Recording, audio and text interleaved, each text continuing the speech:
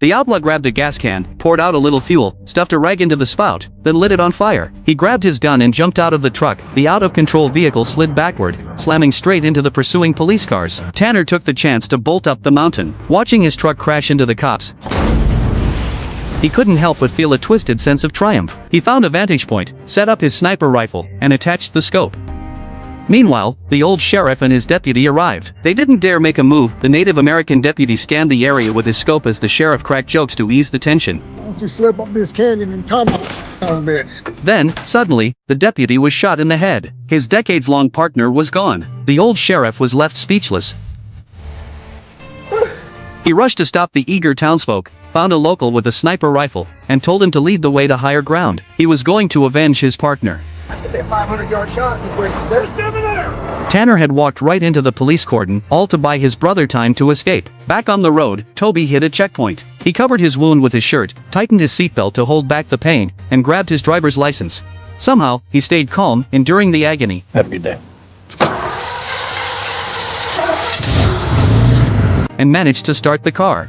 Finally, the old sheriff and the armed citizens of Post reached the vantage point. You're pretty winded. Yo, let me take the shot. Hell, that's my gun. No, go near the line. He's mine. Tanner was still fighting the cops, reloading, and firing relentlessly, anything to keep his brother safe. Of course, robbing banks and facing off with police was his passion too. The old sheriff locked onto him, took a deep breath, and held it. With one shot, he blew Tanner's head off. He'd avenged his partner at last. A venomous snake slithered near Tanner's lifeless feet. Even if the sheriff hadn't killed him, his luck would have run out that day.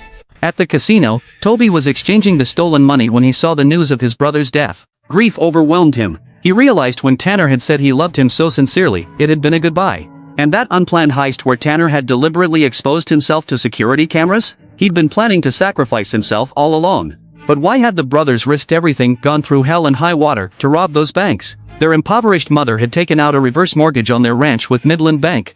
It worked like this: she'd signed over the property to the bank, which paid her a monthly stipend until her death, at which point the bank would take full ownership. It was a ruthless marketing trick, target elderly people, who likely wouldn't live long enough to cost the bank much, and get a free house out of it. After their mother died, oil was discovered on the land.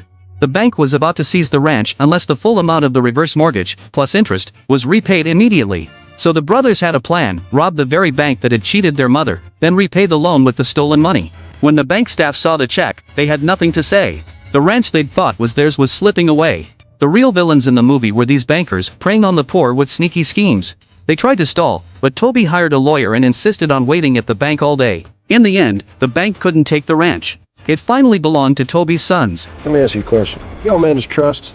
Months later, the old sheriff was retired, and the bank robberies were closed. But he still suspected Toby. The new sheriff told him there was no evidence, Toby had no criminal record, and the ranch was now producing oil. A man about to make $50,000 a month wouldn't rob a bank for $40,000, especially not the bank holding his family's trust fund. Sitting in his rocking chair, the old sheriff suddenly realized the brothers' plan had been flawless. He grabbed his gun and drove to Toby's ranch. Toby met him with a shotgun, and the two faced off before moving to the yard to talk. The sheriff was convinced Toby had been his brother's accomplice. He just had to know why. I know why your brother Tanner did it. He robbed them banks because... He rambled on, just like he used to with his old partner, telling Toby he admired the clever plan, a plan he knew Toby had masterminded. It's like a disease. Passing from generation to generation, comes to sickness, that's what it is. Affects every person you know. Not my boys.